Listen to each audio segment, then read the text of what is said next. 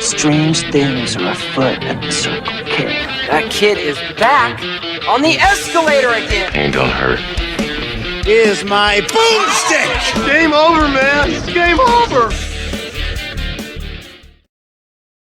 Welcome to the Bargain Bin. He is your host, Ben Mason. And he is your co-host, Sandro Luketic. And today we're talking 1989's No Holds Barred. We assume if you're listening to this episode, you have already seen the movie. You say that with a question inflection? Movie? Yeah, I'm not sure about this one, but I'm looking forward to talking about it. All right, well, we do have somebody else to join us on this episode. He is one half of the Princes of the Universe, the champions of the sun, Halal Beefcake. He is the guy who could have been in No Holds Barred, but both Zeus and Rip saw him flex once and said, "Nah, man, we give up." He is the genetic jackpot, Joe Coleman. Thanks for having me, guys. That was a perfect intro. Oh, man, we would have been here all day if you threw more monikers in, like Monarch of Mask, Warlock of With, the Tanned Lantern, Baron of the Beefcakes, but you got the important one, the genetic jackpot, so thank you so much for having me. I wouldn't be here the genetic jackpot I am, the Monarch of Mass I am, if not for growing up a little Hulkamaniac. So it's great to jump in and watch No Holds Barred here. Welcome back on, Joe. It's great to have you. Thank you. Great to be back. Now, normally I'd ask Sandro if he'd seen this movie before, and he would say, "Of course I haven't, so I'm not going to bother." But we had a little bit of a chat before, and you say you hadn't seen this all the way through before? No, I hadn't, which is kind of bizarre, especially considering how huge fans we were of WWF back in this time period. Like my older brother used to throw wrestling parties at my house when he'd order all the traditional pay-per-views. It was always WrestleMania, SummerSlam, and Survivor Series. I don't think we had a Rumble party or anything like that, but he'd have them for about 3 years. So it was, always a thing we had going on. And then we'd buy the magazines. And I distinctly remember when No Holds Barred was coming out, because there was a Hulk Hogan magazine. He was on the cover. The background was blue. And there was a lot of stuff about No Holds Barred. And one of the other SummerSlams we saw had Zeus in it. So I was very familiar with the Zeus character and everything like that. But no, I never actually saw the movie. When I first saw this, I was so confused. Like, I could not separate wrestling from the movie. So I'm trying to figure out how the storyline works together, because Hogan is Rip, but Zeus is Zeus, and what's happening. And then my brain just collapsed. And That's what I mean. I don't want to step on anything we're going through in the review here, but my brain almost immediately collapsed at the beginning, because he comes out and he's also the World Wrestling Federation champion. It's like, so why isn't he just Hulk Hogan? Yeah, exactly. Yeah, I never understand those movies that decide to use part of reality. So here's WWE, or I guess WWF at the time. We got Mean Gene and Jesse the Body, but Hulk Hogan is Rip. And he's got his own slogan and his hand gestures and a training staff. We even have the Fink, Howard Finkel. Yeah, it was a lot of the same characters. It's an alternate reality. Technically, we could say this guy is still Terry Bollea. He's not Rip. We'll say he's Terry Bollea, but it's just an alternate reality where the WWF was shaped somewhat differently. We'll just dive right into this here, because we kind of already have, and I want to keep this rolling, because Sandra, you were saying how basically right off the bat we get Mean Gene and Jesse Ventura. They're doing a commentary over the credits, setting up the match between Rip, who we know is champion, even though I don't think we find out his last name until way into the film. We find out his last name? Yeah, it's Rip Thomas. What a name. Just Rip Thomas. And I think you only find that out because of Randy in the hospital. They refer to him as Randy Thomas, I believe. So maybe I'm adding that on, but I had no idea. And even looking it up on IMDb, everybody just has a first name. Yeah. Well, that's why you go to Wikipedia, where everything is 100% factual. Oh, yes. Everything. Yeah. But Rip is wrestling Jake Bullet this night for the title. Yeah, I guess it's just Rip walking to the ring with his brother Randy, who Sandra pointed out earlier. Mark Pellegrino, I did not recognize him at all, but he's great as Randy in this movie. And just talking smack and repeating his catchphrase, "Rip 'em," which is very dated and uncomfortable. And was clearly not recorded in the same time frame as him walking to the ring, because that is just bad. Also, why is he growling? That's one of the things I found so irritating about the entire movie. Anytime there's a wrestler, like, they just communicate by growling and screaming the whole time. Like, there's literally, we'll get to it, but there's a specific part where he's just growling, and the most famous part of the movie, clearly, for horrible reasons. But it's just the way they had all the wrestlers talk in the movie. They just have them grunt and do their thing. It was really, really bizarre. Wait, so what you're saying is you don't do that? No. I mean, I scream a lot. I do scream, and I'm loud, but that's who I am as just a person. But it's usually in English that can be broken down quite easily. So it's not just grunts. But every single guy you see, even in the Tough Guys Federation and stuff, they were all just grunty dudes. Yeah, definitely. Which is weird because, like, this movie went through 3 different distribution companies.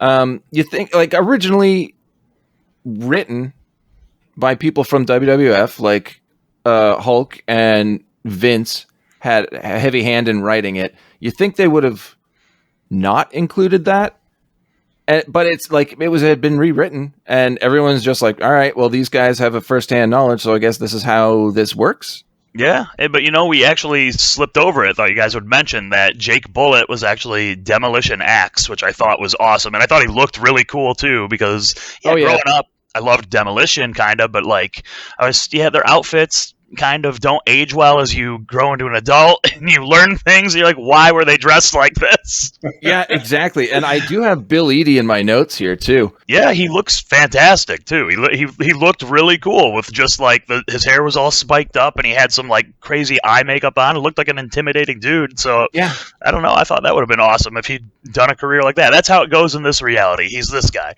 Yeah. What was his name again? Jake Bullet. Jake Bullet. Yeah. Great. I mean, it sounds silly. Wrestling names sound really silly at first until the character gets over. Like when Dolph Ziggler first came out, it was like, oh my god, what? Are you serious? But then eventually, through his work and everything, you're like, oh yeah, it's Dolph Ziggler. No big deal. Yeah, you let the character breathe and grow, and it just works after a while. Yeah. We're talking about how like it's WWF this, WWF that. There's like company guys already in the movie. They're even using the Hulkamania font, but white and blue instead of yellow and red. I just don't understand the reasoning. Why not just do it yellow and red? Yeah, exactly. Because he's got to be Rip Thomas. Hulk Hogan is yellow and red. Rip Thomas is blue and white.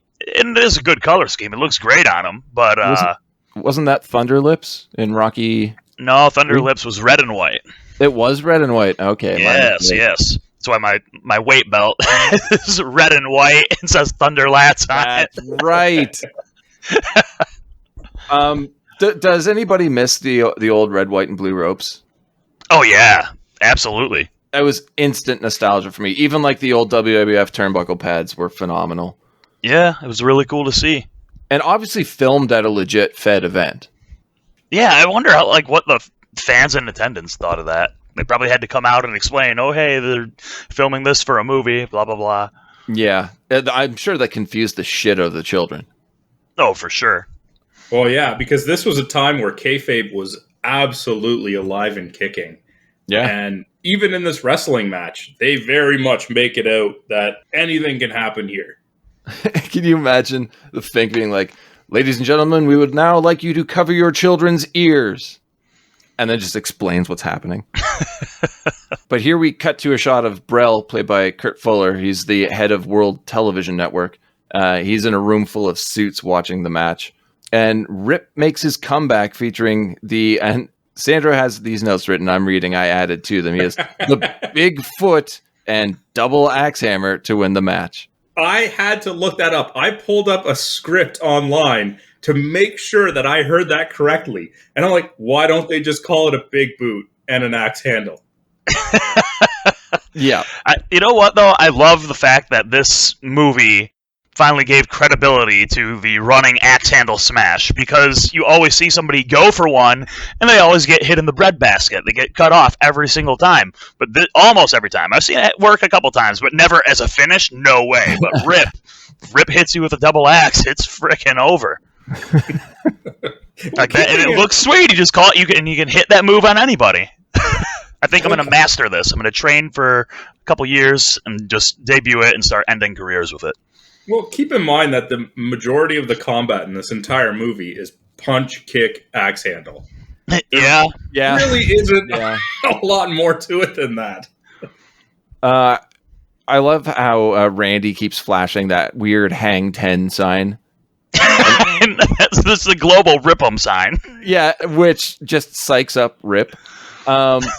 But then it made me think, like, why name the character Randy? Is this a Savage reference? And then I got a little bit too deep into it. I'm like, if this was really something Hogan was in control of, his little brother would be played by Ed Leslie. Oh, yeah, for sure.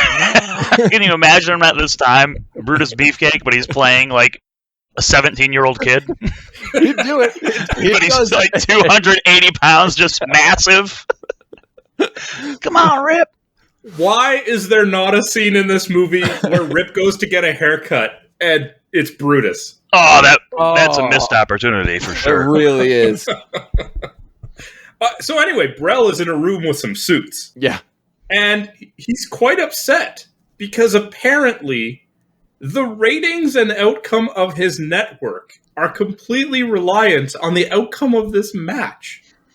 Makes no sense. Well, the thing is, it's not necessarily that. Was it really the outcome of that match? I thought he was just. My understanding was that, you know, Rip is just a ratings bonanza. So no matter what you have on your TV, it doesn't matter. People are tuning in to see Rip 'em. So that's what my takeaway was. I didn't think it was necessarily just a single match, but did I misunderstand that? Well, Brel does say maybe our competition will take care of themselves for us when Rip is on the losing end of the match, almost implying like, yeah, if Rip loses, there goes the ratings. Yeah. It's also the first appearance of Jock Ass.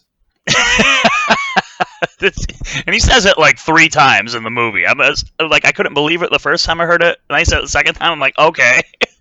I actually wrote down on the notes how many times it comes up. I put a Jock Ass counter on the sheet for that. And what was it sitting at when it all rolled? It's actually only 4, I believe. But the fact is, it's a very creative and stupid insult. Yeah, creative. I appreciate something that, I could have called him a jackass. No, it's different. It's great.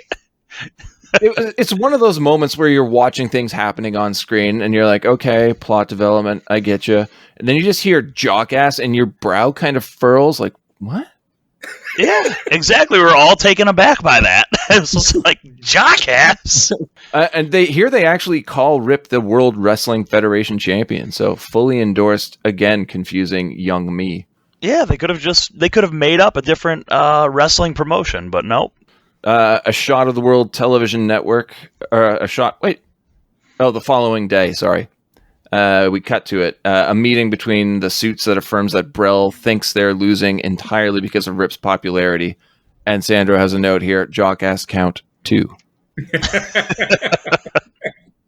Yes. And when he's asking his fellow suits for like TV show ideas to compete with it, he's clearly not thinking we're going to compete on a wrestling or combat level.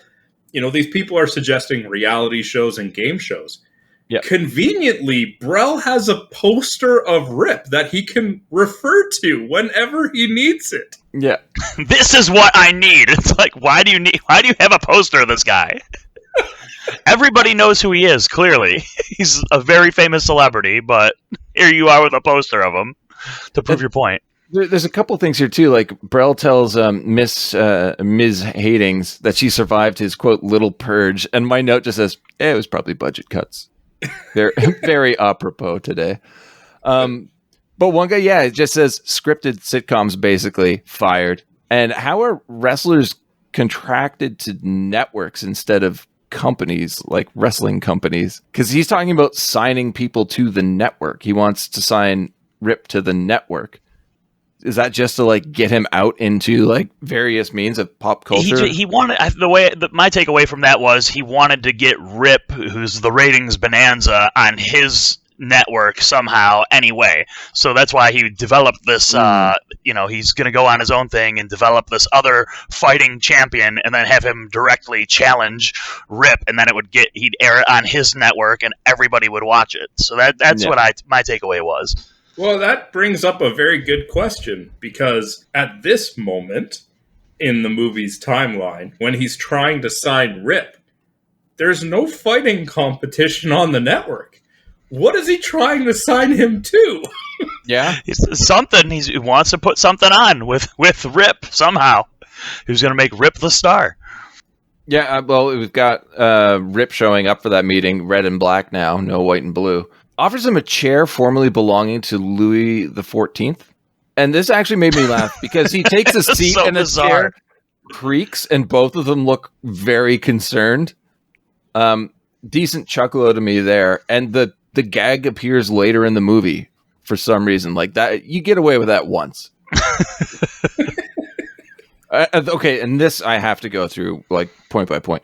Brell offers Rip a blank check, trying to get him to abandon his loyalty, which Rip promptly declines, causing Brell to lose his cool and yell at him. Jockass count number 3. What financial limitations are we talking here? What if Rip just wrote down $3 billion? Tank the company completely. I mean, he could have. Problem gone. That's it. Roll credit. But Rip just stuffs the check into Brell's mouth and storms out, but stops to do his Rip-em gesture. Oh my! You got to get it in. That happened so many times in the movie that I lost it with it by the end. By the end, I'm done now. It's like you just shoved a check down the guy's throat, saying, "I won't be here when this clears, but make sure to stop and turn and make your hand gesture as you leave the room." It's a good one. And Brell just gets on the phone and calls the garage. Outside, Rip is in the limo now that's gotten direction to abduct him. So I think everybody remembers this scene where Rip, trying to escape the limo, he kicks the inside so hard in different places that it seemingly causes it not to steer straight anymore. It's superhuman. There is so much strength behind that kick. And Sandro, I have a note here saying this is what Vanity should have done in The Last Dragon.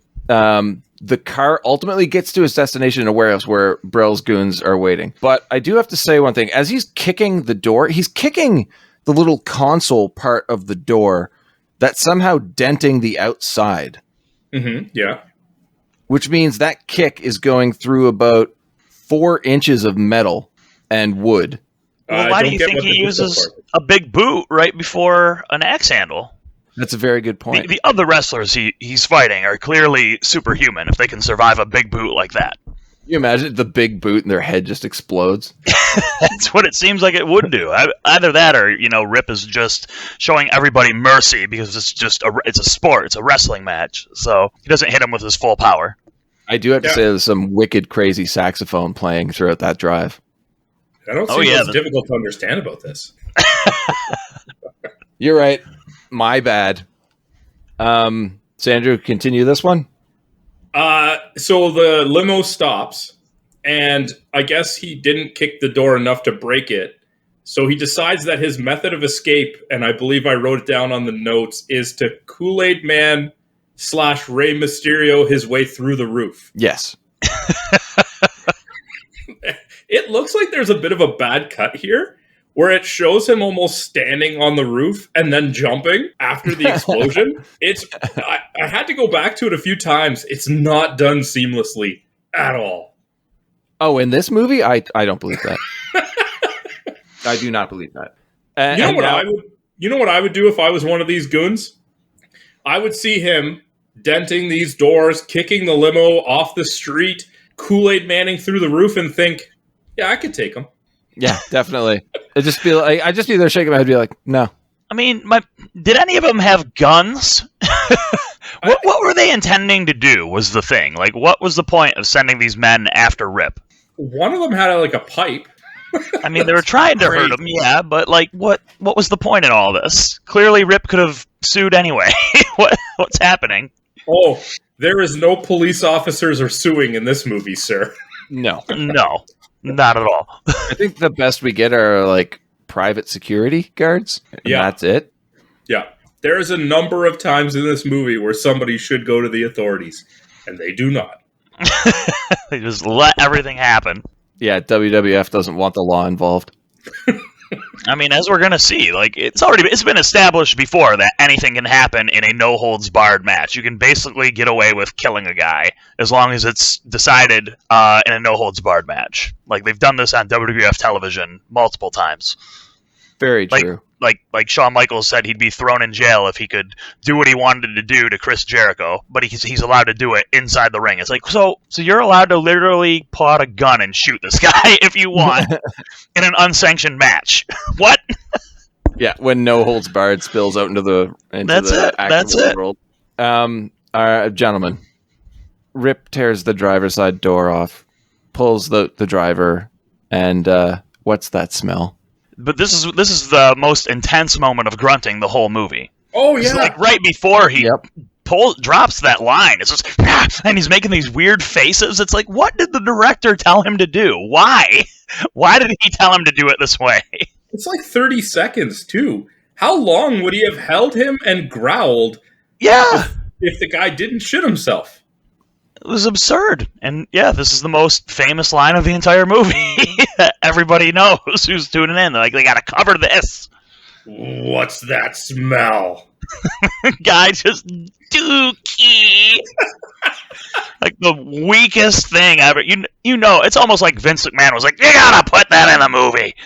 Come on, everybody loves a poopy pants story. Come on, pal. That's good, Dookie. It's got like, I mean, we've obviously watched a lot of WWF in our time, and there has been, and it's especially through the '90s, there was a lot of toilet humor. It's just the way it is. Yeah. We've heard on podcasts that he loves that kind of thing. So here we are, Dookie.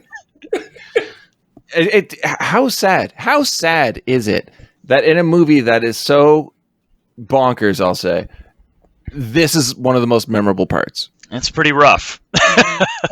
Sad or awesome? Okay. Sadly awesome.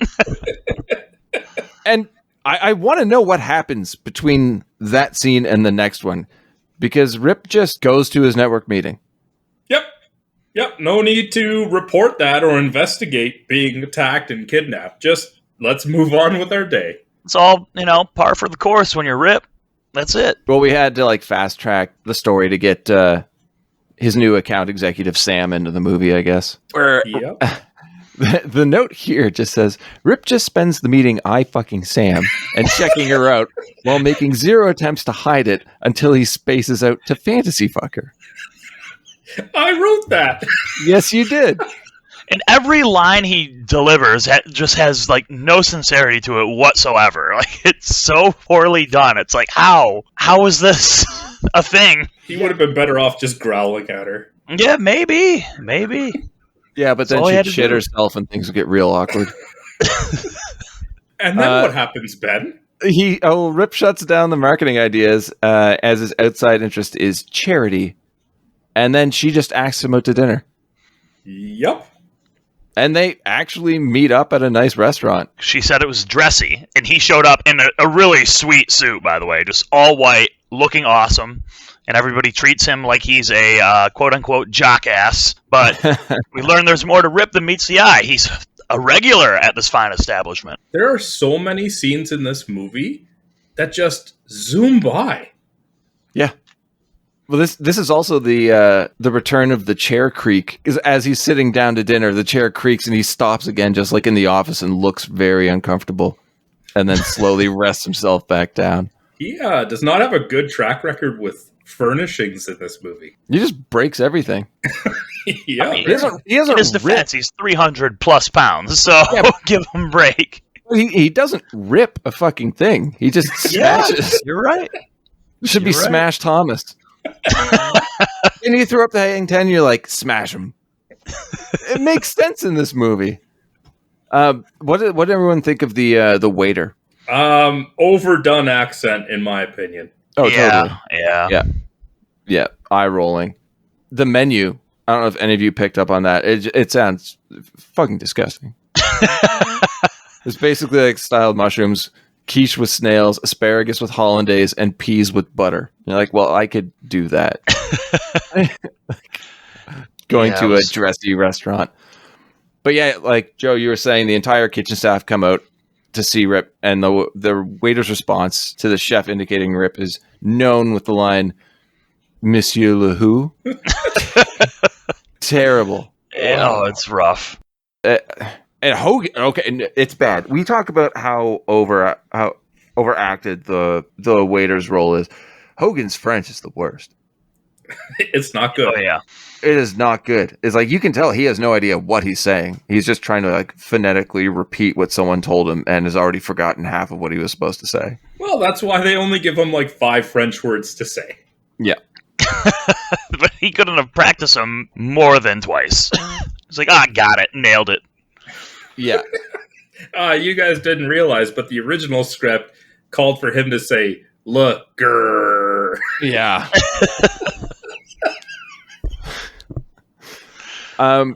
Next, we finally get to see the bar, the no count bar. Anybody want to try and explain what this mess of a place looks like?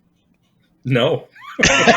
Yeah, just looks like it looks like somebody who's never actually been to some sort of rough and tumble place, but this is what they imagine it to be. So they're like, you got the sleazy waitresses that are just rough. Their teeth look like they're not doing too well. You've got the most rugged kind of guys, bikery types there. Everyone's all tatted up, has ripped clothes, and in the middle of the whole thing, you got a couple of dudes just beating the living crap out of each other with everybody cheering on. Little person in a cage above the ring, and he's apparently there to kind of be the judge, I think, or something. And the 3 suits, Mr. Brell and his 2 associates come in, and they're astounded by everything they see. You missed one thing. You mentioned how everybody is tatted up, but you forgot that there is, for some reason, a tattoo artist just tatting them up. Oh, yeah, that's right. You're right. I also have a question about the little person in a cage. How do you get in there? You know what? The thing is, I think it's a good paying gig. So he went in there, and they're like, well, no, he was afraid, though. He's like, look, these guys are animals. You have to give me some protection if you want me to officiate these fights from a distance. And they're like, okay, are you okay with being in this cage? And he said, yeah, sure. But they're like, we also want to give you this bellhop jacket. Yeah. And we want to make sure that you're going to be suspended from the ceiling for about 7 hours. I mean, he might have a bucket up there. We didn't get a shot of the other side of the cage, so. Yeah. But he's not officiating the match because the ref is at the bar drinking. Oh. Well, what was the guy in the cage? What was his role? He was just there. And, like, dropping coins into people's glasses or something? Yeah, he kept throwing shit in their drinks. Yeah. Hopefully coins, not, like, roofies. You gotta love when people just go over the top with something. Like, just like this. And here we were. Honestly, yeah, like, after we have that establishing entrance of the bar, like, the first thing I'm thinking is, the fuck is going on? Because it just slams you with so many ridiculous situations that you have to, like, take a second to let them, like, gather together. You're like, okay, well, I guess this is going to be a major setting for the rest of the movie. It was cool, though, because the guys in the ring, like, fighting, one of them was Joe LeDuc, a very famous pro wrestler out of Canada, and he looks like a savage, so he looked really cool, and, like, he fit in there, and I've never seen him actually, any of his wrestling stuff, which is a shame, because it was just before my time, but it looked cool, he looked fearsome, it was like, yeah, that's a wrestler right there, that's a fighter, that's cool, and then he was beating up another guy who I've seen do some, in tapes and stuff like that, I recognized the face. And then, of course, we had another big guy who turned out to be Stan Hansen, and he's also a grunty, screaming guy the whole time. Yeah, it was something, man. David Paymer plays Unger, one of Brell's lackeys, asking the ref the rules And the guy just spits tobacco on his shoes and tells him the rules are last one standing wins. Just don't kill nobody. And and this guy is awesome. He really is. Perfect amount of overacting. Crazy laugh is pure gold. Sandra, I might need you to explain why Brel has a macho-gasm. I don't know. I don't know why. He just seems to love what's going on. These three walk into this bar. Entrance is spelled wrong above the opening. Mm-hmm. The waitress immediately assumes that they're looking for the gay bar because I guess they're wearing suits. Yep.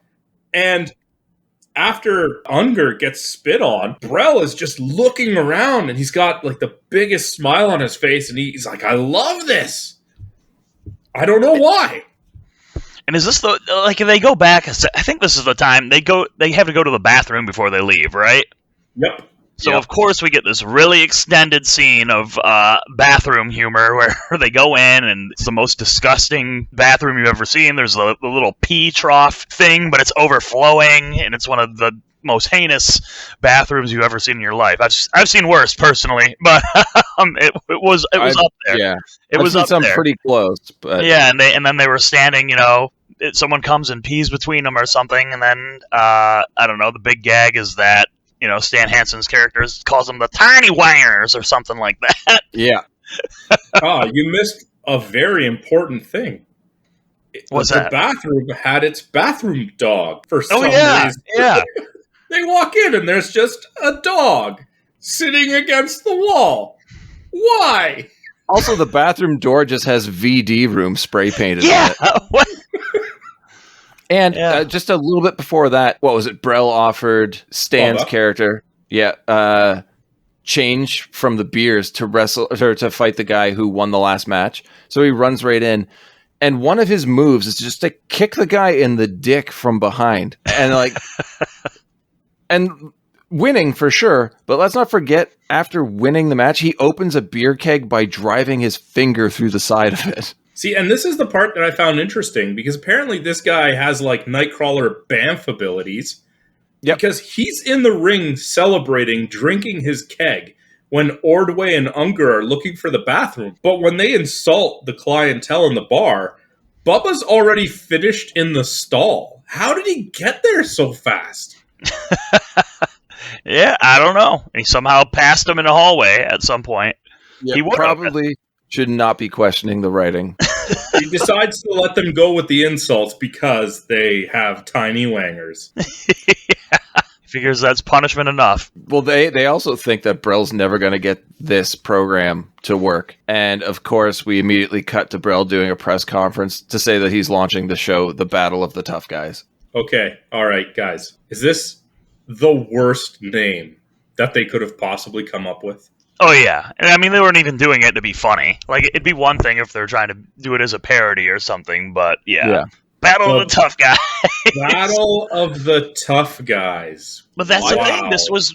This was marketed towards fans of the WWF and at a very kid-friendly audience back in the day, obviously. We had rock and wrestling, we had toys, everything. So, a little kid would be like, "Oh yeah, Battle of Tough Guys, I see that." They'd think that would make sense. It's also 89. So, you look back at other types of marketing for stuff like this, it's very similar. Today, it's quite laughable, but I can kind of see what they were doing here. However, I think there's something very important and that needs more research. I don't know if I should be researching No Holds Barred anymore.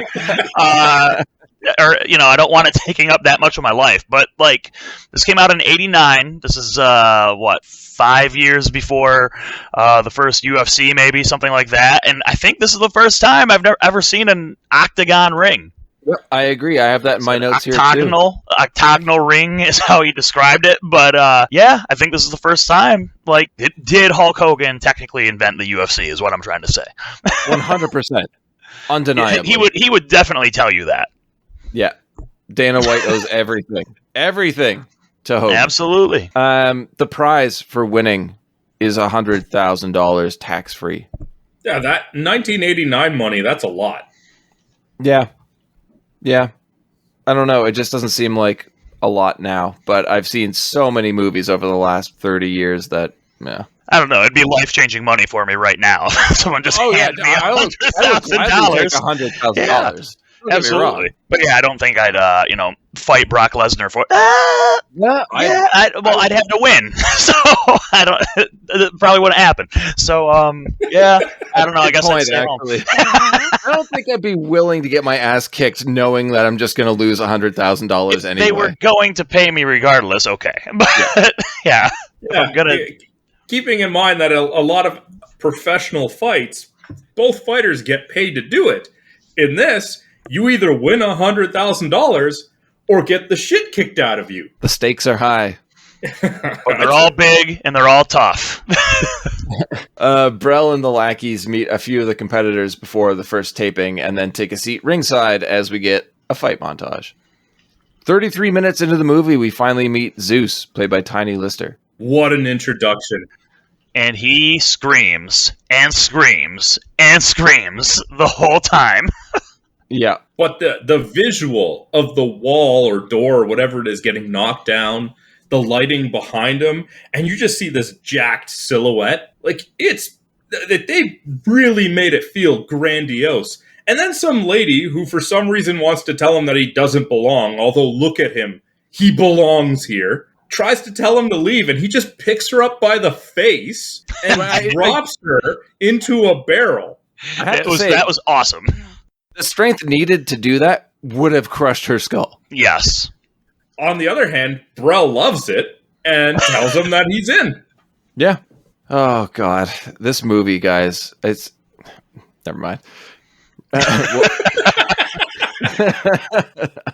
Rip and company are shown watching the competition and is revealed that Rip's trainer used to train Zeus as well until he killed a guy in the ring after the bell. Yeah, if it had happened before the bell, it would have been fine. Yeah, well, really, can you imagine he got the flashback when he saw Zeus pick the woman up by the face? He's like, it's the same fucking move. But it was after the bell, and that got him locked up. Yep. It was, wow. Sound logic. Yeah, Rip seems to know by watching that he's like talking about his character. This is what my character would do. My character would rather focus on charity, blah, blah, blah. But his brother's like, you can take this guy, right? And it's like two different levels of understanding wrestling. So I'm curious to know, in Randy's eyes, who his brother really is to him. He's the baddest man alive, clearly. He's the world heavyweight champion. Yeah, exactly. And that's what I'm getting at. I'm like, Randy is... Kayfabe has Randy taken over completely. Well, in this world, there's no such thing. This is all a shoot. This is literal shoot fighting, the whole thing. Yeah. But we see that Rip earlier on in the meeting admits that this is not real. Like, this is all a work. This is his character. This is what his character would do. Yet the fighting is real? Yes. Yes. So, apparently that is what we are to believe. Yeah, I don't know. Knowing what I know now, after being a fan for years, this just kind of seems janky to me. In a show of intimidation, Zeus rips out a lock of Stan's hair, and Brell declares him the winner because of it? Yes. What else do you need from that, man? I mean, at least they stopped it early, because Zeus was going to kill the man, probably. Yeah. He beat up both of the guys. One of them was incapacitated to the point that he could have a lock of his hair ripped out. I'd say that's a winner right there. Yeah, all right, whatever. Back to the... I'm so dejected. The more I get into this, the more I'm like, why? Just why? Back to the WTN boardroom, and Brell announces they were the top of the ratings, and some random suit tells them that they're getting complaints about violence on TV. Everybody's reading the same newspaper where the headline reads, Ex-Con Zeus, thriller or killer? And I just have a note here that says, well, we know he's a killer already, so killer? Week 2 of the show is being recorded in an industrial arena where Zeus's opponent, Lug Wrench Perkins, Robert Swenson, who I think you both remember, of course, as Bane from the fantastic Batman and Robin, uses a giant wrench to fight. And this is not a wrestling match, so it is actually, more of a fight to the death, a shoot fight. Brell's watching the match from a fancy room where Ordway's birthday gift of a new camera gives him a diabolical idea, which he does not reveal at this time. And spoiler alert, Zeus wins the match. Sam talking to a mystery person on the phone in her limo saying everything is under control and will have some time with Rip on their overnight, just as he shows up and introduces Randy to her before they depart. Do they need to add the element of, like, intrigue to this movie? They don't, but whoever was in charge decided they needed to, and they were like, we also need to force this romance 100%. Yeah. And everything Hogan says in this scene has an echo. Only Hogan. It all happened so quickly. Like, we were just watching the fight, then we're in the boardroom, now we're in the limo. Like, stop and take a breather, movie. Yeah. It doesn't know how to do that. You kidding? Like, if we slow this down, people are going to start thinking about what's happening, and we can't have that. No, never. Sam informs Rip of their packed schedule and how everything is planned, and Rip is fine as long as they didn't schedule their dinner because he knows just the spot. So they head to this diner where Rip knows the waitress, or it has known her for a long time, and she tells Sam to snatch him up because he's a catch. I don't know about that. This is actually my favorite attire of Rip's in the entire movie as well. So kudos to his gear maker because it was fantastic. Like, it was like his Hollywood Hogan stuff, but it was blue and white. It had like a cloud motif to it, and everything is entirely made of, like, you know, the spandex wrestling gear you'd see in the 80s. He just looks awesome. And honestly, there's a deep V in the chest so he can get the gold cross in there. I just want to find out who made it so I can have some of these made for me. He looks like a superhero. but, you know, they're here. They're enjoying their meal. I don't want to step on you guys' toes, so I'll let you get into the plot, and then, you know, and then I'll interject. But my favorite part of this scene, you know, the couple of robbers break in. They've got their guns, some masks. Nobody move, blah, blah, blah. And then it pans to everybody in the room, and you just see this gigantic dinosaur of a human being among all these other normal people sticking out like a sore thumb. The first thing they do is just shoot that guy. Yeah, right? Oh, that was amazing. And then, of course, it plays some really hokey 80s music while he starts fighting these guys. They have guns, but Rip doesn't care. These people are in danger, and he puts them all in their place. Just throw in, like, bar stools at them. He, like, threw a pie. He threw all kinds of food items. It's like they have guns. He even yells, "Everybody hit the floor," and that doesn't catch their attention. Yeah, because he says everybody hit the floor, rips the stool out of the ground, and then when he throws it at the guy is looking in another direction. Yeah. How did none of that catch your eye? You have a gun! Yeah, and just beats them up while throwing them around the bar, through a table, causing damage everywhere, gives a rip 'em sign. Of course he does. And the song playing, I have to say, is All My Rowdy Friends Are Coming Over Tonight by Hank Williams Jr. And I have to tell you the first 3 lines of this song. It fits this movie perfectly. I got ketchup on my blue jeans. I just burnt my hand. Lord, it's hard to be a bachelor, man.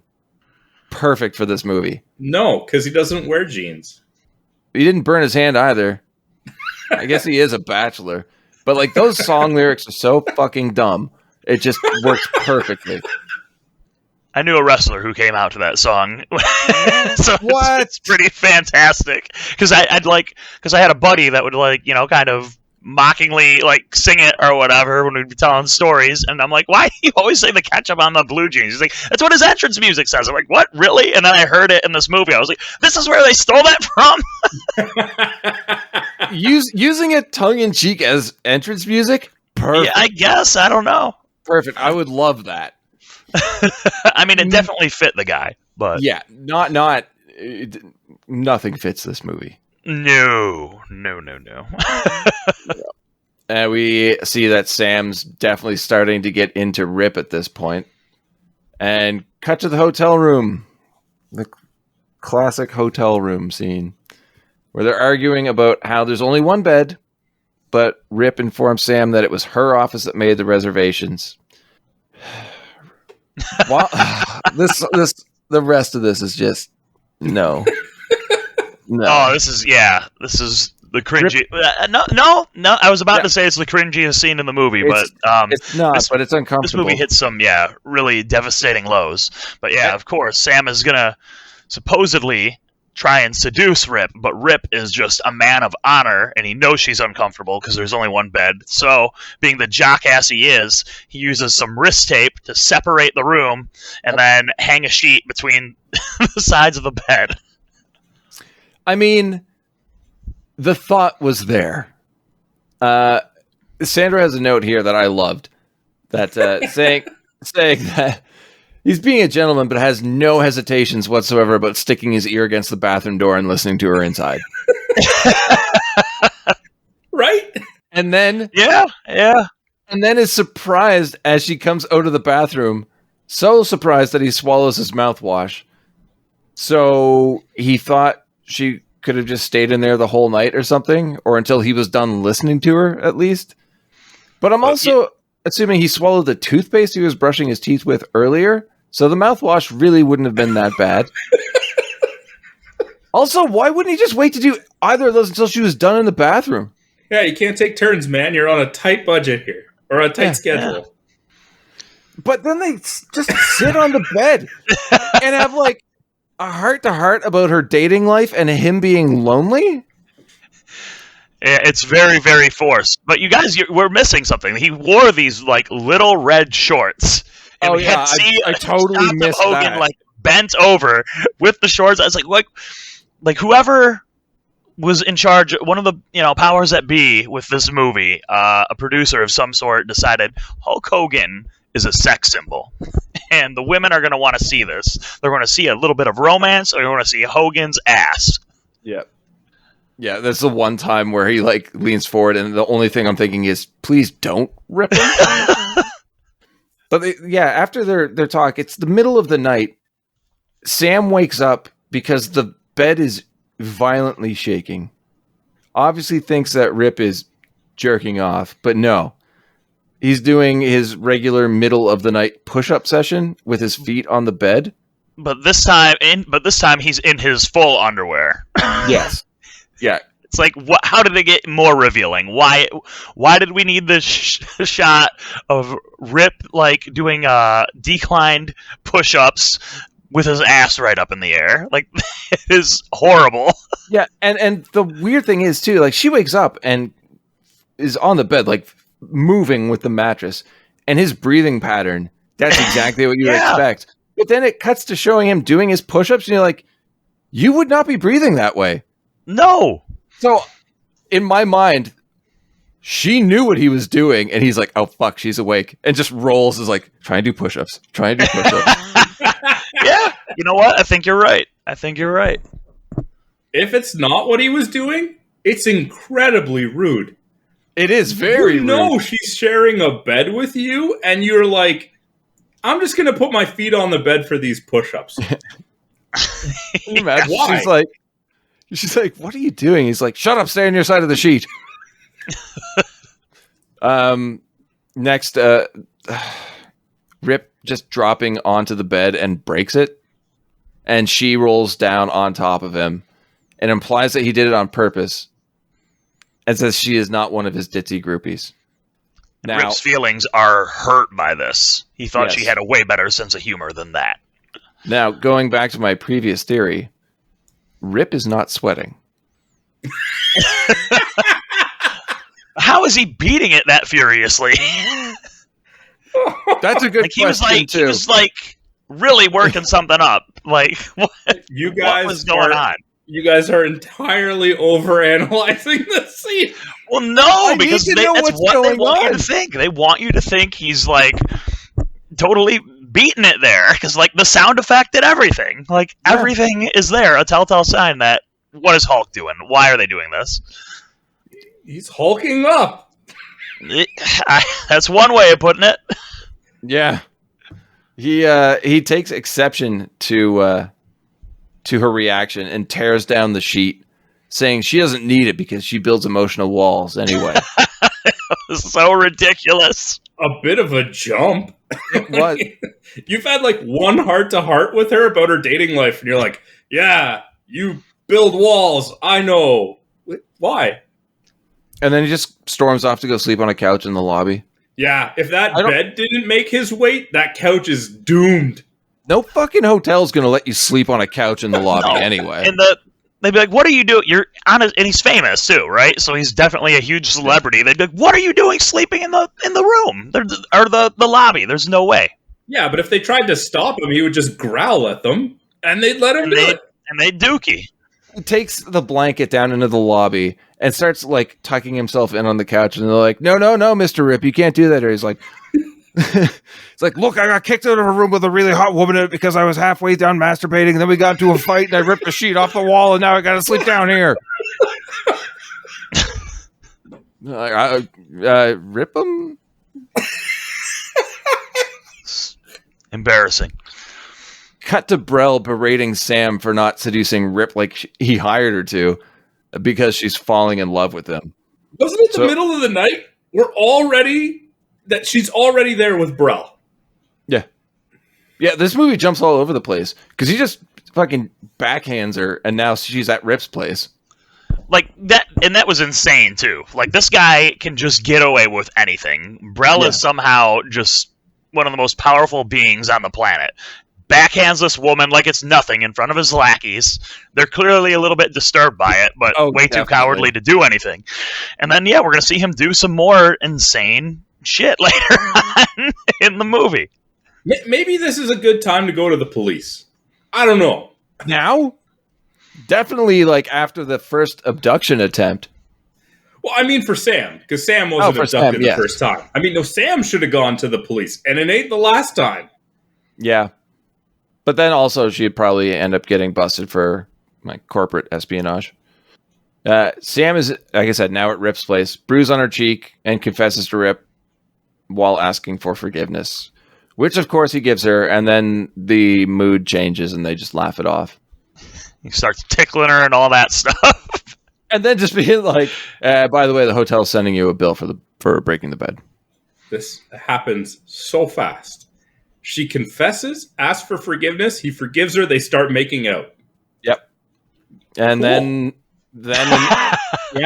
then they see an interview on TV of Zeus calling out Rip.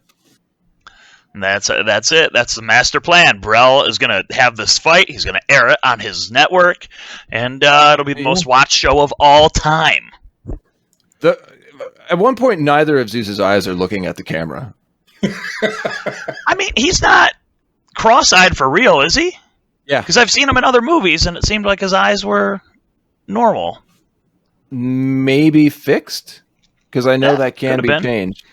Could have been, but like now I'm trying to think about him when he was in Dark Knight. I'm like, I think he had one eye that was kind of, they might have done some work with, like a special effect. I don't recall. It was slightly off in Fifth Element.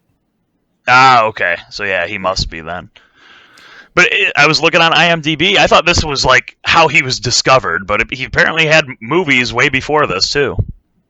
Well, I mean, rightfully so. The guy is a beast. Yeah, he really is. He's awesome, but it was someone like I thought was like, maybe saw how successful wrestling was in the 80s and was like, I could probably do that. But no, apparently he was, a basketball player, and then he just went into films, and that was it. Holy shit, he was in Beverly Hills Cop 2, Extreme Prejudice, and Prison. Prison was a great movie. But yeah, before that, he was in like 4 other movies before this No Holds Barred. It's crazy. 4, 6, 8, 9 roles beforehand. Wow. R.I.P. Tommy Lister Jr. Yeah, he was awesome. Yeah, he really just such was. A cool looking dude. That's you'd have to notice that guy anywhere. Next in the film is some outdoor event where Rip is coaching kids in mat wrestling, which he doesn't really do. Because it's straight up hand-to-hand combat in all of his fights. Yeah. But the whole premise is it's professional wrestling, so everything starts at the amateur level. So he has already mastered all of this, but he's doing the charity work and making sure these kids understand the basics. See, that makes perfect sense in this movie. A helicopter lands carrying Brel, Zeus, and the lackeys, who slow-mo walk towards Rip.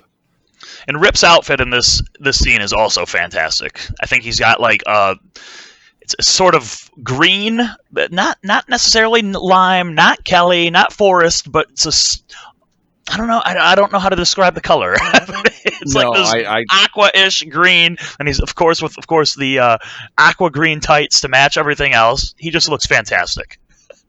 And so much growling. Yep, that's so it. much more growling. Media appears out of nowhere to get the shots of Rip's answer to Zeus's challenge. Everywhere. They couldn't have all been there for that wrestling training camp event. Like, there's just a whole crowd of them. I guess they follow helicopters around. Yeah.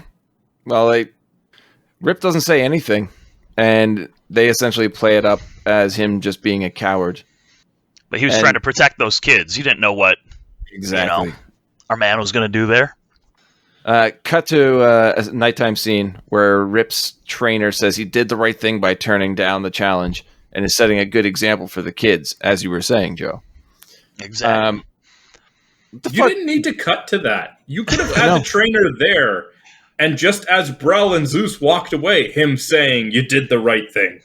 And yeah, Joe, you're talking Hogan's attire. What the fuck jacket is he wearing in this scene? It looks like opaque plastic with shoulder pads and a massive zipper.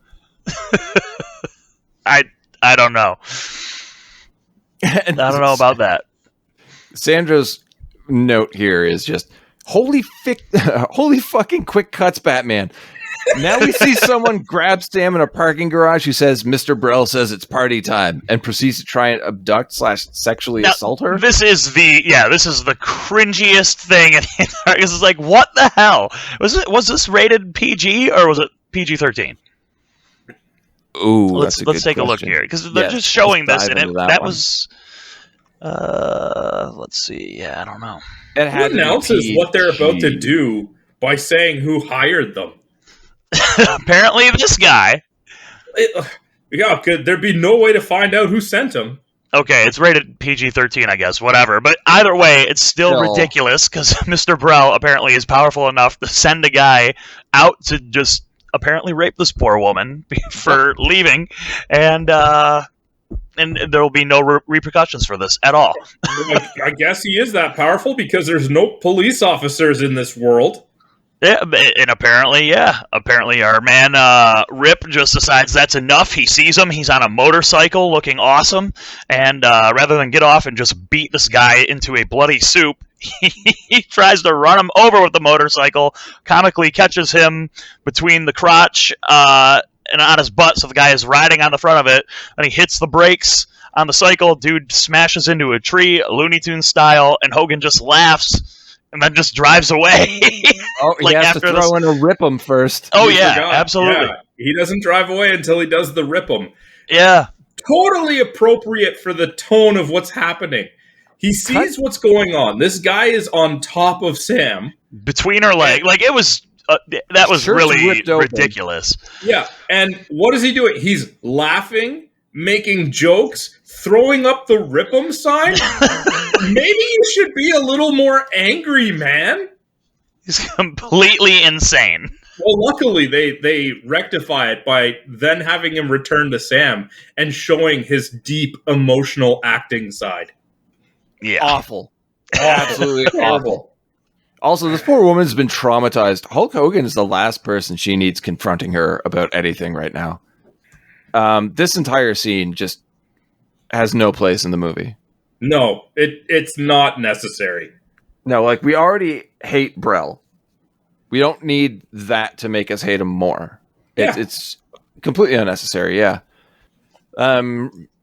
Randy and his friend go to attend the next fight with Zeus in order to scope him out. Why? Why? Yeah. At this point, didn't agree to the challenge. Yeah. Let's get a better look at him. Why? He said no to the fight. There's nothing to scout. Yeah, really, the worst thing we could do right now is be here. Yeah, let's put ourselves in harm's way. But yeah, they bump into Brel as everyone's running away from Zeus after he wins the fight. And Brel finds out that Randy is Rip's brother. Well, because of his stupid friend. I forget his name. I don't know if I even caught it during the movie. I never did. I tried to find it and couldn't. Because when they bump into him, the guards, I guess, because there's no police, but just guards that work for Brel, are going to, like, confiscate them. And Brel's like, no, it's all right, let him go. And sees the Rip'em shirt. And he's like, oh, we're converting Rip fans. That's great. All you had to be was like, yep, all right, see ya. I like Zeus. Yeah, like, no, we're not Zeus fans. Like, why are you saying this? Just walk away. Randy confuses me in this movie. Like, Brel slaps him in the face. Zeus tells them that his brother's a coward. And then Randy just attacks him? Why? And gets He the shit decides, kicked out I'm going of to him. fight the toughest guy in the world. Yeah. And he gets just murdered. But go back to what those limo guys were thinking. It doesn't even look that bad, like the beating he gets, but we see how bad it really is. You saw what Zeus can do. You're not the fighter in the family, and you're like, all right, I'm going to throw a couple shots at him. Because Zeus doesn't seem interested in beating the shit out of him until he attacks him. Yeah. Yeah, this is all Randy's fault. I like your note here, Sandro. Rip telepathically seems to know about his brother's beating. Arrives at a gym much nicer than locations Zeus is known to hang out at, and rips the door off the hinges to get in. Well, yeah, because the way that they cut this, it's almost like it happens immediately after. It's like, how did he even find out about Randy already? Well, I have a note here saying the music playing in this room is at a reasonable level, but Rip acts like it's deafening, so he rips it off the wall and smashes it. It's just a speaker. Yep. One speaker. Yep. The gym has posters. Sorry? We do get to finally see what Brel's amazing idea was when he saw Ordway's camera. Yes. Aside from the posters of Rip on the wall, there is a VHS tape on loop and a VCR broadcast or playing on TVs showing Brel taunting Zeus about Rip. Yep. And that's just to get into his mind and get him super pumped up to smash Rip. That's how you do it. Yeah. Yep. Rip smashes through a mirror that he thought was Zeus and throws a dumbbell through a Z symbol on the wall before even more just straight up destruction. So we're to assume that Brel and his lackeys who are watching this, and I think it's Unger that says, like, oh, you're a genius. They can talk to him, right? Because it seems like Hogan's reacting to them. How does Rip even know where the gym is? I don't know. Because he just shows up. We've never seen this place before. There's no reference to it. He's like, well, I guess I better go to Zeus's training facility. Yep. Okay. That's it, because he wanted to fight him right then and there. That's it. Well, he goes to visit his little brother in the hospital, and the note here says, who opens his eyes for what we have to assume is the first time since he got his ass kicked, and Hogan attempts to cry. But Mark Pellegrino shows him by crying on cue. Yeah. Yeah, that pretty much sums it up. I mean, he's super excited for Randy to wake up. But I mean, of course it's the first time he's opened his eyes, because based on the cuts from the last couple of scenes, this is 30 minutes later. I know, but... And don't get Hogan to act emotions. That just doesn't work. Well, see, there's a swerve, because in this scene they foreshadowed the formation of the NWO by putting Hogan in the black and white. Oh, yeah, that's right. Oh. Either that or he thought Randy was going to die. No. It was his mourning attire. He was mourning Randy. Nobody dies in this movie, Sandro. Okay. I don't know. We're about to get there. Mm-hmm. Brel lets the world know that the match between Zeus and Rip is going to take place in 2 weeks. We then get a montage of Zeus training for his fight, but instead of training, Rip is helping his brother rehabilitate. Because he's a good guy. He's got a heart of gold. He's a good guy. Brill's touring with the suits before the fight when a random suit, you have brackets here, Mr. Green, asks what will happen if Rip wins, because then there would be no more tough guy show. How? Yeah, this is just like that first meeting of the suits when Rip is facing Jake Bullitt. And they're like, yep, the outcome of one match will determine the entire existence of this show. Yeah, I have a note here that says, very good question, Sandro. Build more competition and ratings. Randy in a wheelchair shows up with his friend to support Rip, and the security stops Sam as they are all getting out of the elevator. Sam's taken to one of the suites where the two lackeys hold her captive. To a suite, where the two lackeys hold her captive so that Brel can call Rip and threaten to cripple Sam if he doesn't throw the match after 10 minutes. See, this is another reason that you don't need that like sexual assault scene. No. Brel has already slapped her across the face and is now threatening to cripple her, saying that Rip will have to push matching wheelchairs. That's enough hatred for this guy. Yeah. Also, the lackeys have gone full heel now, which they seem kind of strange because they seem super hesitant after the backhand earlier. Now they're just 100% in. And completely competent now, somehow. I wouldn't say completely competent based on what's about to happen. Yeah. Rip sends his trainer and Randy's friend to find Sam as they only have 10 minutes. And we see the classic winged eagle belt from before. Anybody favorite championship belt? I think it's universally decided that that's everybody's favorite WWF title. Like, oh no, I've asked people before and their answers have been horrendous. Are you serious? All right, yeah, maybe I'm just biased, and I'm like, that is clearly is that you guys' favorite as well? Oh yeah. Okay. I think it's just kind of like when you kind of became a fan and you looked at it and you're like, yeah, that looks like a world title. It looks really good, and it was just, it was when wrestling was at its hottest, right? So yeah, all the people that had it. Yeah, it was all the biggest names had that one. It was freaking Hogan, Bret Hart, Ultimate Warrior, Randy Savage, Shawn Michaels, Undertaker held it. Well, it was like that. It was just huge. And the last guy to raise it up was Austin. So it was just, it had so much lineage to it. And I don't know, I just don't like when they shuffle away from tradition on things like that. So they can always go back, but at this point, I don't know, it'd feel really weird after decades. There was no need for a refresh in the first place, if you ask me. No, and I thought that was... But to be fair, I mean, the second Winged Eagle belt they went with Austin also looked great, but then they went with, the Smoking Skull belt and stuff like that, which I was not a fan of because it just, was against the tradition of the actual world title, but I digress. I could talk about that kind of stuff forever, but... I used to really like the old white Intercontinental title belt. But oh yeah, everybody loved that. Yeah, the old one. Are you talking with the white strap? Yep. Yeah. They brought that back for a while in the early 2000s. Yep. And then they got rid of it again because they don't like nice things. Can't have nice things. Oh boy. Sandra, you have written here, Brel has set up a very large clock to when Rip needs to throw the match. I guess it's not like a setup. It's just for some reason they have a giant clock on the wall. It's so he knows how much time he has. It's all right. This bell has rang. You have 10 minutes because it's like 8:42 right now. 8:52, you're down. Yeah. It just seems like an abnormally large clock above the control booth.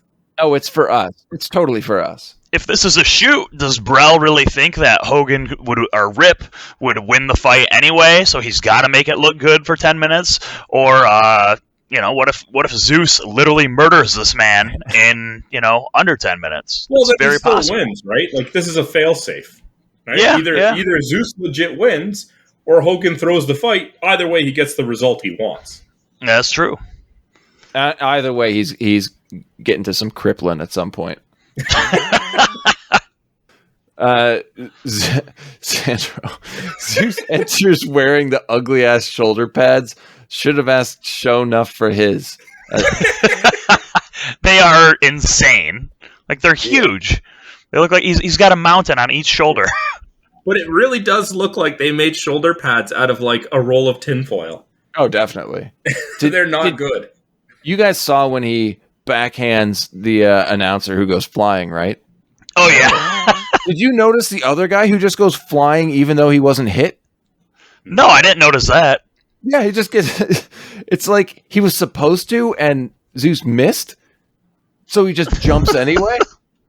Yeah, there we go. Rip gets his ass handed to him for a while. And Sandra had written here, I guess he should have been fucking training. Yeah.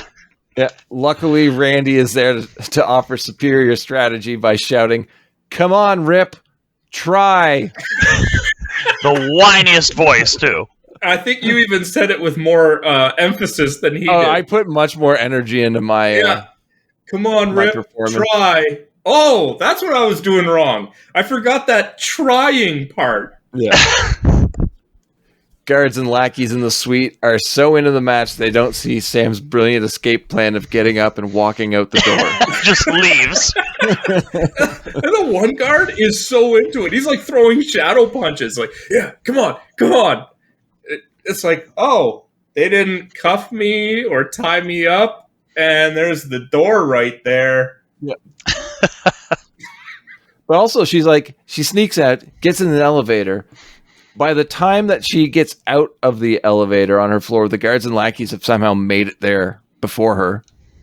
They didn't even know she was gone, so No, they teleport. They did. Oh, they did? It shows it when she's waiting for the that's right. elevator. She hides behind the corner. Yeah. Come on, Ben. Shut up, Sandra. Oh. Randy's friend and Charlie show up and make the save. But we cut to the ring. Zeus, who's been dominating this whole time, is now trying to take apart the ring in order to remove a ring post and impale Rip with it. That escalated quickly. How does Brell expect to succeed in the business after televising a murder? I mean, did he announce that this fight was actually no holds barred? That it was no disqualification? Or does no one care? Or is this all under tough man rules? I think it's under tough man questions. rules, but none of the other fights were to the death. It was essentially just until a guy was knocked out, right? It could. Yeah. But in this one... Lug wrench, though? Swinging that giant wrench around? One hit with that would kill a person. Not in this movie, my friend. Very good. But in this situation, Zeus really is trying to impale him. Oh, yeah. That would have been the end. Well, Sam and company make their way to ringside, which throws Brell into a panic. Zeus lets go... Sorry? Well, because he knows now that Rip doesn't need to hold back anymore. Now he can try. Yeah, exactly. Zeus lets go of Rip for a minute to kick his old trainer, which, sure. Seeing Randy... Sure. Seeing Randy move his finger and Sam is safe at ringside doesn't help Rip, but it's the crowd who starts chanting "Rip him," and he finally finds the motivation to fight on. He's a real family man. Yep. Which leads me to believe he's like, I don't really care about her too. I mean, he could just cripple her, I guess. Randy's okay. He's alive. He doesn't really need to walk. I'm in a good spot in life right now, I think. As the fight spills outside the ring, Randy slows Zeus by falling out of his wheelchair. Zeus kicks Randy on the ground and as he passes him, which gives Rip another head of steam. Zeus throws Rip off of the balcony type area and pulls the classic Rumble mistake of assuming he's defeated and turning his back to him. I can't stand this. Yeah, but Rip climbs... Just look over the side. That's all you need to do. You don't need to turn around and throw your hands up in the air in victory. Just look. You gotta. He thought he had it. It's like, yeah, get this money shot of me winning. There's no hard cam. He's looking at like the production booth. Yeah, he's looking at the booth. Just wanted to make Brell proud, I guess. Yeah, I guess so. Rip climbs back up and just punches and axe handles his way to victory. Well, you can see Brell just in the background tearing up the sound station he's in, the sound booth. And Zeus just falls back through the center of the ring, making a perfect circle. I mean, I'm pretty sure Zeus is dead. He got axe handled in the face and then fell like maybe 10 feet through the ring. The octagonal ring, as it was described. I don't know, guys. I don't know about this one. I feel like Zeus could have gotten up from that. Am I wrong? Maybe, but Maybe. he might have. We didn't see it either way. Rip goes after Brel, throwing a chair through the glass wall to the sound station, the sound booth. Brel tells him to stay away before backing himself into an exposed wire and killing himself. But in this scene, we got our fourth and final jackass. I'm glad he got it in. Yeah. Rip eagerly finds his way down to Randy so that he can celebrate with his brother. But no, not really. It's so he can close the distance to him, turn to the camera, and throw up the rip 'em hand gesture. No Holds Barred song plays as the credits roll. Joe, what ending did you see for this movie? What you mean? What ending did I think it was going to take? No, there were two. That's like for real. There's two endings to this movie. Yeah. No way. How is there two endings to this movie? How are there? Let's see here. In the theatrical version, the film ends with a shot of Rip alone in the ring, giving the Rip 'em sign before fading out to the end credits. Fuck, that would have been the best. Just ignore Randy altogether. And then, I think that's how it ended. Yeah, I think that's how it ended for me. Yeah, in the original home video release, the ending is of Rip and Randy hugging each other, and then he throws the Rip 'em sign. But yeah, apparently they messed up, and the sound Rip makes as he does the Rip 'em sign in the original ending and the theatrical ending, they just kept that audio and used it over the video for the home video ending. So the audio and the video just don't match. Fantastic. Yeah. I That was kind of want to something. see that original one now. That was a movie, guys. That was the third time we've talked. Was it the third time we've covered a Hogan movie, Sandro? What other? I mean, we did Suburban Commando. Suburban Commando. I was going to say you had to have done Suburban Commando. That's the best one. I think that might have been it. This is our second. Yeah, I'd say second. I don't think it was our third. No. Let's keep it at 2. I'd be okay with that. It's also our second Mark Pellegrino movie. Is it? Prayers of the Roller Boys. Oh, that's right. I forgot he was in that. He was very good in that movie. Yes, he was. Much better than this one. Yeah. Yes, he Much was. better. Now a movie like this had to be a blockbuster, right? Major success. You know what? I'd say no based on the quality of the movie, but at this time, the WWF was so big. I feel like the Hogan name alone would have put butts in the seats. Well, the estimated budget of this was only $8 million. Now I say only, but that is a lot at that time. Either of you care to take a guess at the gross? At least in the States, we'll say. How much money do you think this movie made in America? My guess, I'll get like movies were in theaters longer then, but I feel like this wasn't in the theater that long. So, especially when they wanted everybody to have a no holds barred Christmas.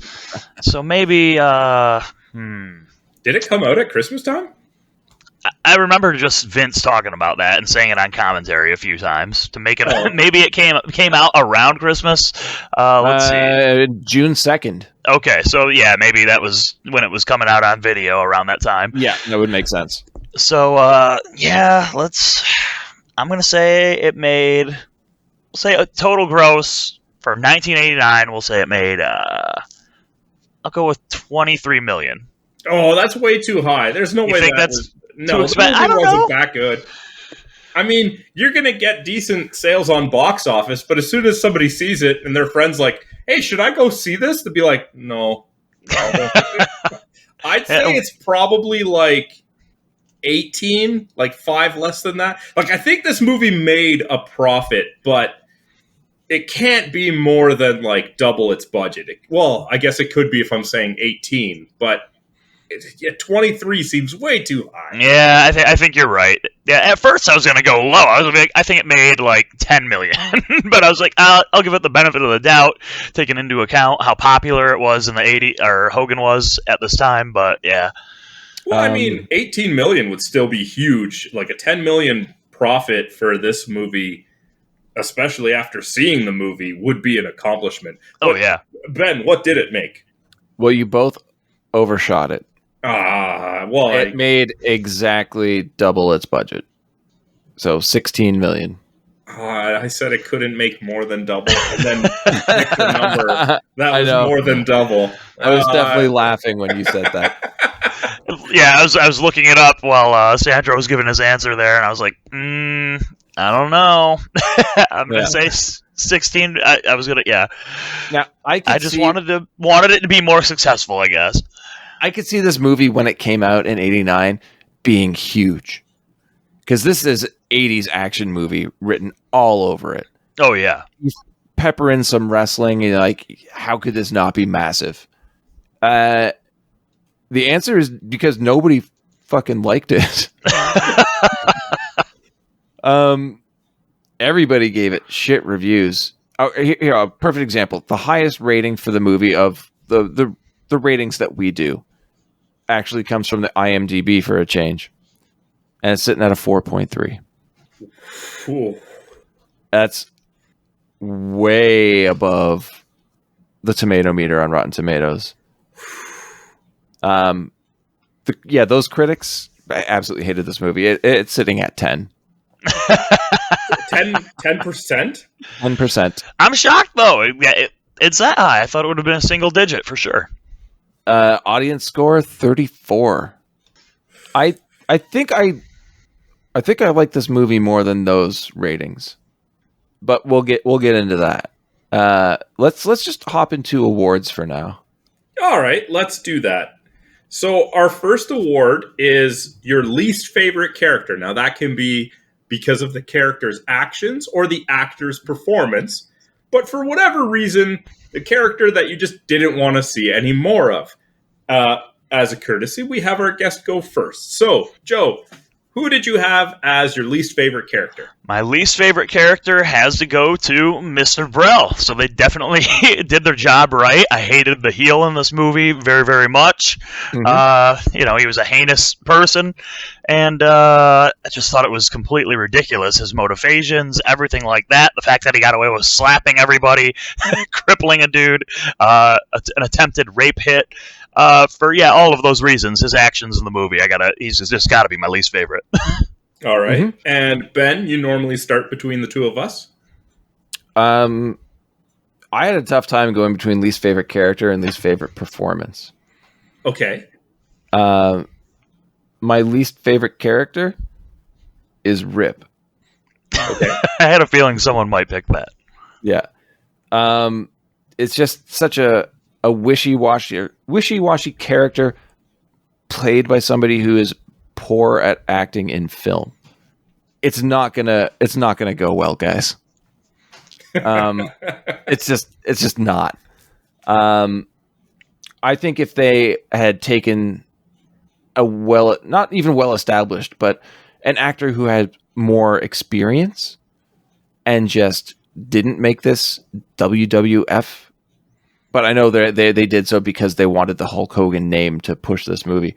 If they didn't have to rely on that and could just get a legit actor to play this role, a fictitious character, I think they could have gone somewhere with it. But it just falls so flat for me, both in writing and performance. He's my least favorite. Well, I'm with you, man. I had Rip as my least favorite character. The performance is definitely part of it, but I can't stand the idea that, okay, you just saved Sam from being sexually assaulted and you're cracking jokes and throwing up your Rip 'em sign. Like, do you not understand the gravity of what has just taken place? Yeah. It's like you don't live in the reality of this movie. You don't live in any reality. Like I said, like I made in the notes to the final match, he sees his brother moving his hand, which you think is going to be this monumental thing. But he doesn't care about any of that until the crowd starts cheering for him. He is so vain in this movie, but they try to pass it off as that he's adored. I just didn't like this character. No. Anyways, although, I mean, I really did want to pick Brell too, as he was just a dastardly person. But that's what they were going for. And Kurt Fuller actually did a really good job of making you hate that guy. So we kind of dodged the bullet just slightly there because of that. Okay, so favorite character, the opposite. Joe, what are we looking at? You know, I've got to go with Lug Wrench Perkins because the name tickled me, and the fact that I was like, "Is that Bane?" And I looked it up, and yeah, sure as hell, there he was. So I thought that was really cool, and I just really, I was tickled by that. I mean, this movie would be very different if the guy was carrying around a giant novelty wrench the entire time. Just Lug Wrench Perkins, and his arms were huge, and he was fighting him in this some sort of construction plant of some sort. So that was, I don't know. I just really like the guy's name and the fact that his arms were huge and he was just throwing a lug wrench at this guy trying to maim him. So that was cool to me. And, you know, I would actually give Jake Bullitt as a honorary second place because I thought Axe looked sweet. Nice. I'm not going to lie to you guys. I don't have one picked. Well, see, I only have one picked is because you said to pick one. So I was like, all right, it's got to be this guy. At this point, I want to say, like, give it to both Mean Gene and Jesse Ventura. They should have been doing the commentary for every match throughout this movie because at least they were entertaining. Oh, yeah, for sure. I agree. Sorry, Ben. I couldn't do it, man. That's okay. I had problem with memorable line. Okay. I think we've said it multiple times. Well, anyway, Ben, who did you ultimately put down for favorite? Maybe you actually did this right. I did, guys. I'm doing it, guys. No, I definitely went with character, not performance for this. My favorite character is Samantha Moore. Really? And it's just because out of nowhere, I thought, what if this movie was told from her perspective? That would be sweet, but it's not, unfortunately. I know, but I was looking at like what her character was seeing and what her character was being put through and like this decisions she made and decisions she didn't.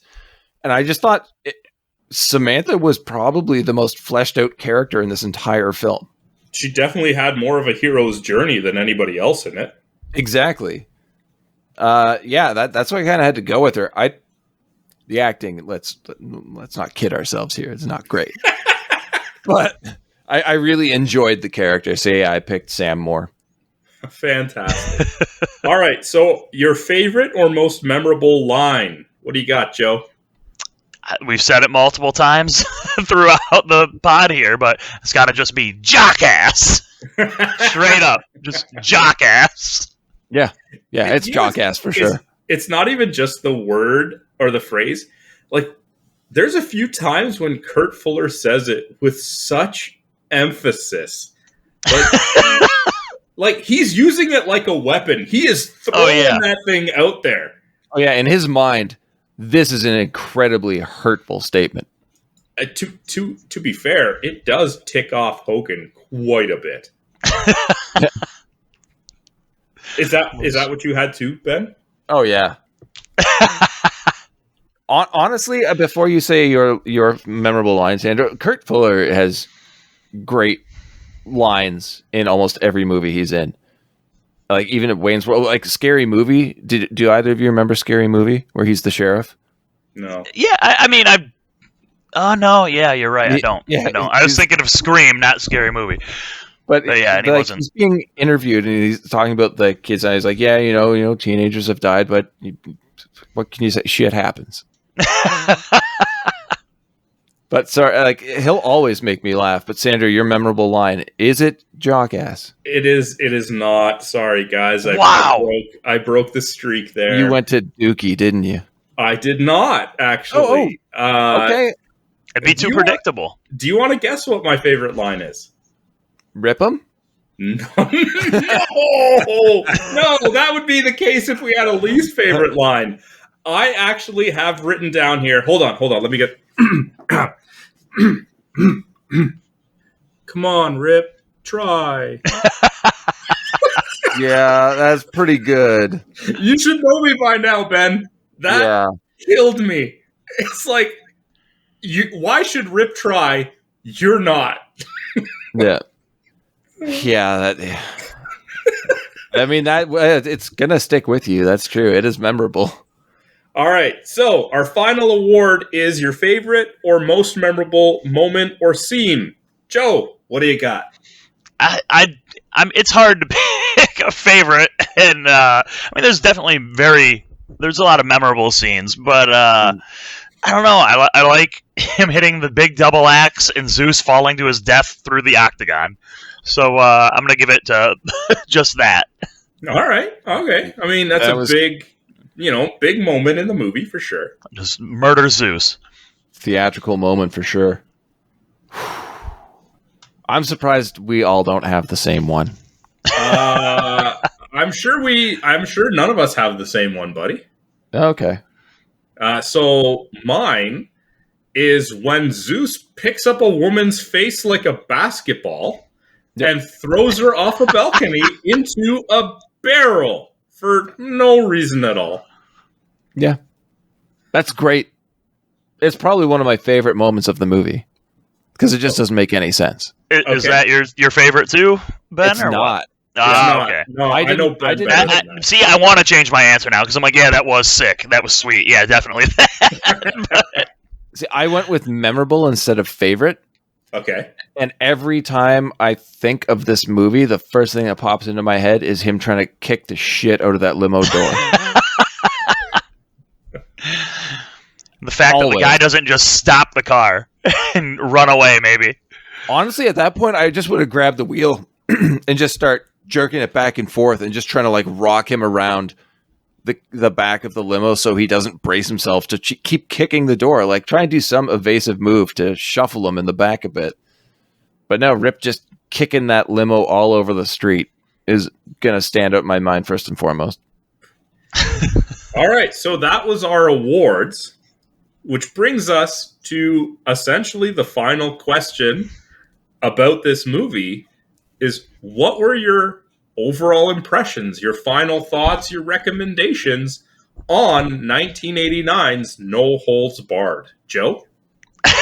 Well, I mean, it was my first time actually watching it all the way through because before this, the only time I'd actually seen something was like I was coming in the house decades ago maybe, and it was on TV. Maybe it was on USA in the middle of the day during like a weekend, and I saw that Zeus was trying to kill him with a post, and I was like, this is freaking dumb. This is why I've never seen it. But I'd say watch it for the nostalgia, especially if you are a wrestling fan, because you definitely see all these cool little winks and fun things there. I'm like, oh, Hulk Hogan and Stan Hansen clearly work together here, and all this other stuff like that. So there's fun things like that. But yeah, it is not good by any means. So, and I don't think anyone hits play on this thinking it's great. So, yeah, I definitely think it's Rotten Tomato score is a little generous, but it's still a fun watch. Yeah, this is definitely a USA film. For sure. Middle of the day. Oh, yeah. We just need some filler. The way I feel about this movie, the description I'm going to use, it's a tough one. I would have to say it's a beautiful train wreck of a movie. In that it is a disaster, but it's so stunning the way it plays out that you can't stop watching it. It is a lot of fun. It is not good at all, but you just have to stick with it to see what the fuck they're going to do next, because it is just so ridiculously over the top. But yeah, it definitely pulls on those bits of nostalgia that just kind of suck you in, and it doesn't really matter if it makes sense or not. You're going to watch the whole thing. Like I said, it's entertaining, but it is a bad movie, guys. Sandra, this is a hard watch. This is not a movie that I recommend by any means. Mm-hmm. I would recommend this to just the die-hard sicko wrestling fans who want to see some nostalgic cameos and throwbacks, and nobody else. you'd just be better served watching a little bit of a highlight reel on YouTube of, say, Jockass and Dookie, and just move on with your life knowing that you didn't waste an hour and a half of your time. Yeah. That's you said it perfectly. So we made it through that one, guys. Joe, I want to thank you so much for joining us again. It was just an absolute pleasure to have you on the show. And please, please, please take a minute and let our listeners know who you are, where they can find you, and what you are up to. Yeah, well, thank you so much for having me again, guys. It was great and an awesome excuse to actually watch No Holds Barred all the way through. I was like, all right, here we go. I have to watch it. I will say this. I did love the way it respected my time because 90-minute movie, perfect for me. So that was really great. I love that it moved quickly. But, yeah, is where to find me. Twitter and Instagram at Thunderlats. Like Thunder Lips, but Thunderlats. You know it. And, yeah, you can see me next.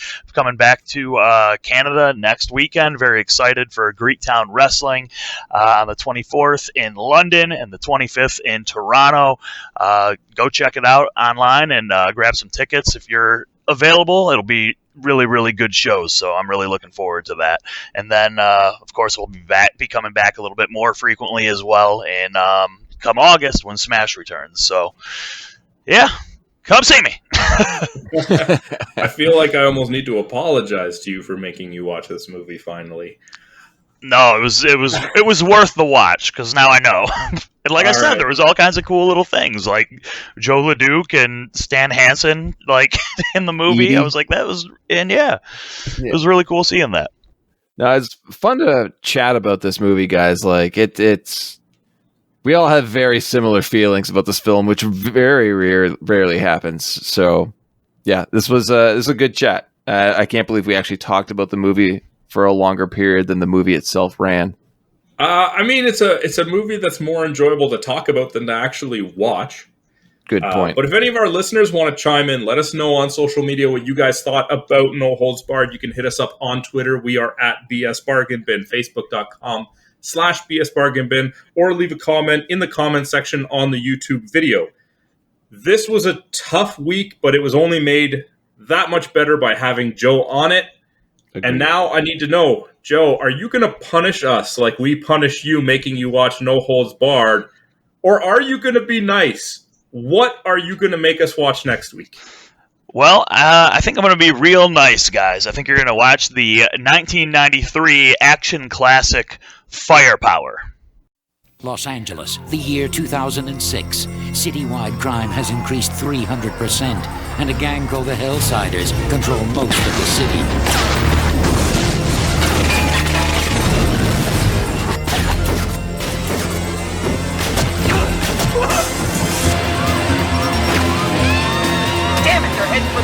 The Hell Zone, where laws don't exist and murder is the local currency. Good day to kill a cop. Now that wasn't very neighborly, was it? Lab says it might be AIDS vaccine. Well, if the Hellsiders are running this stuff, Let us go undercover. Anyone can visit my club if they want to play. A pair of tough cops on an undercover mission enter the Hell Zone, where a criminal mastermind has created a game, the Death Ring. Their job is to expose an illegal AIDS vaccine racket. You use a stick like you've used one before. yeah, well, I practice a little. But they discover that skill doesn't always determine the victor in the arena. It's run by a computer. It was Drexel. Get you out of there. We have a contact. It's too dangerous. That guy's a cop. A message to give to your husband. I'm going into the zone to get Drexel.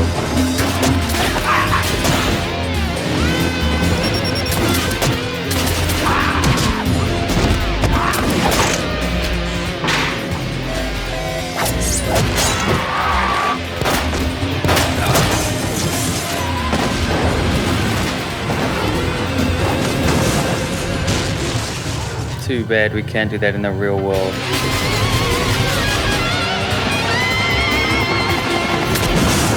LAPD. Rock and Roll Division.